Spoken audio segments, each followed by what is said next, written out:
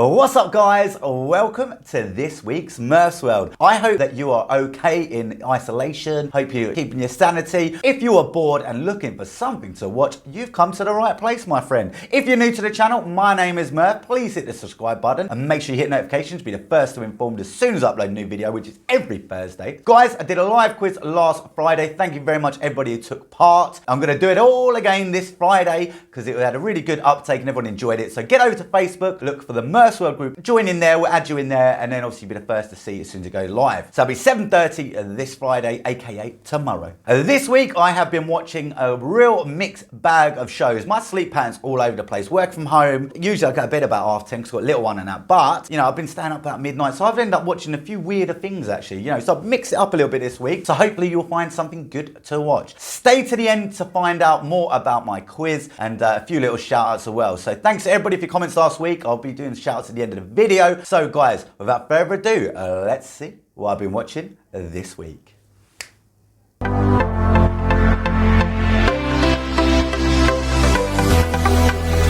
Ma on Sky Premiere. Ma is a horror / thriller movie, I would categorise it as, and it stars Octavia Spencer, who you may recognise from many comedy films throughout the years. You know, she's done quite a lot of acting, with a very familiar face, and this is her as sort of the lead role. And the story follows her, who's kind of like a lonely older lady, and she befriends these high school kids. You know, they meet her like in the car park, oh, can you buy us some alcohol? She's like, yeah, sure. And they're like, oh, where are you going to drink it? Won't come to mine. And they start partying at her house, and she kind of becomes part of the group, you know, and sort of there's something not quite right about her. You can tell early doors. And obviously being a horror thriller, you can guess the way it's going to go. There was a film recently actually very similar to this that was on Sky. It wasn't actually very good. I can't remember her bloody name. It was named after a woman, and it was basically about her stalking this girl, and it was terrible basically. It's got the girl out Kick-Ass in it. Anyway, this is a lot better version of that. That's how that film should have been. Overall, it's, you know, it's not an amazing movie. It's probably a 6 out of 10, maybe a 7. I'd say a 7 actually, because I'm a bit more generous with my reviews, you know, than say IMDb. It's an enjoyable little thriller horror. If you're into horrors, you'll like it because it's a lot better quality than, you know, the average horror you probably have to put up with. There's a few good twists in it, but overall it was an enjoyable movie. Reminded me of a kind of 90s kind of horror. It had that feeling to it. I don't know why, it just reminded me of something like that. Definitely worth the watch if you're a horror thriller fan. If you're not, you maybe put it on, give it a go, see what you think. I personally enjoyed it, and I'm not a massive sort of horror thriller fan, so you know, that's my gauge of it. So guys, let me know what you think of the movie Ma in the comments below.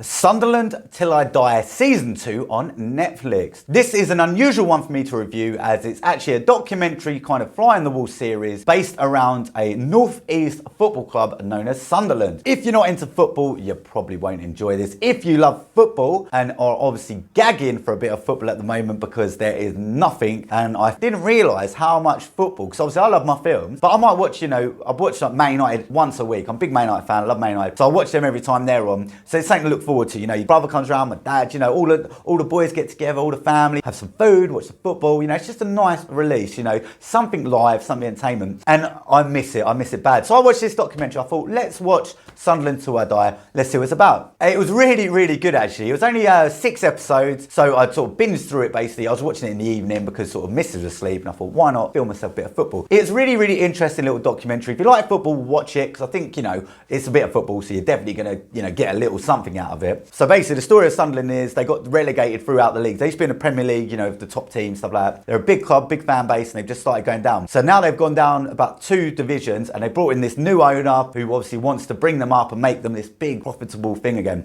So you see a lot of this from the business side of sport, which I think shows how football's become basically. You know, the whole documentary is about pretty much, you know, you've got the football side still, but the most of it is about these guys and the chairman and deals, and it's good to see how transfers and players contracts, you know, and basically it just shows you how far football's gone away from the fans and, you know, realistically, you know, you see them trying to promote. It made me a little bit sad actually, thinking about football and how, you know, how the actual business side is more important than the playing side. So check that one out, let me know what you think. Just something a bit different, because you know, there's only so many dramas and things like that you can watch. I thought I'd mix it up here. Let me know what you guys think in the comments below. Don't hate on me, the people who hate football. I've got to do it for everyone. Afterlife Series 2 on Netflix. Afterlife Series 2 is actually out tomorrow, I believe, Friday. If not, it might be today, which is Thursday, obviously. So I haven't actually seen it yet, but I wanted to make you guys aware of it because I know it's going to be very, very good because Series 1 was excellent. Ricky Gervais wrote and starred in this. I believe Stephen Merchant probably had some involvement as well, as those two are a double act. And the story of the original series is about Ricky Gervais' character. His wife has sadly passed of cancer, and it's about him dealing with it and kind of, you know, how he's so depressed and so down and sort of going back into life, and he's kind of given up on life. You know, and obviously it's a comedy, but as always with Ricky Gervais comedies, it's multi-layered. You know, if you watch something like Derek, which was so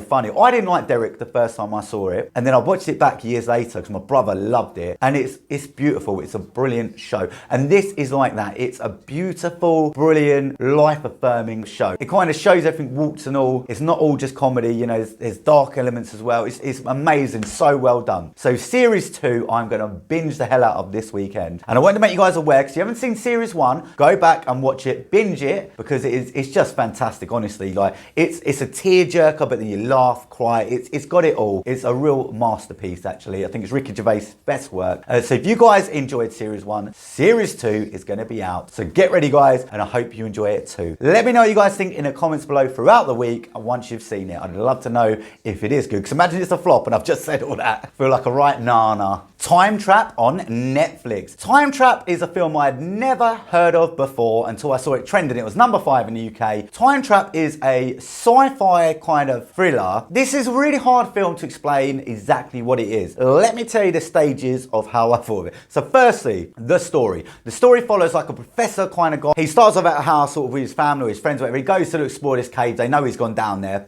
and then he obviously goes missing, so they go looking for him. No spoilers there because it is the beginning of the film. So that's the story, right? So then as it's going, so these kids are looking, it reminded me of like something like Jumanji at first. I thought, oh, this is a bit like Jumanji. And I was like, actually, it's a bit more like the Goonies. It's like head into this cave to look something. I thought, hang on, this is very Goonie-ish. They even referred to the Goonies, isn't it, actually funny, just as I was thinking it. So very well done there to the filmmakers. It's a weird film, as in, this reminded me of a lot of stuff I watched when I was a kid, but then also it reminded me of some cool films that were like indie, low budget kind of sci-fi films. And this probably fall into that kind of category.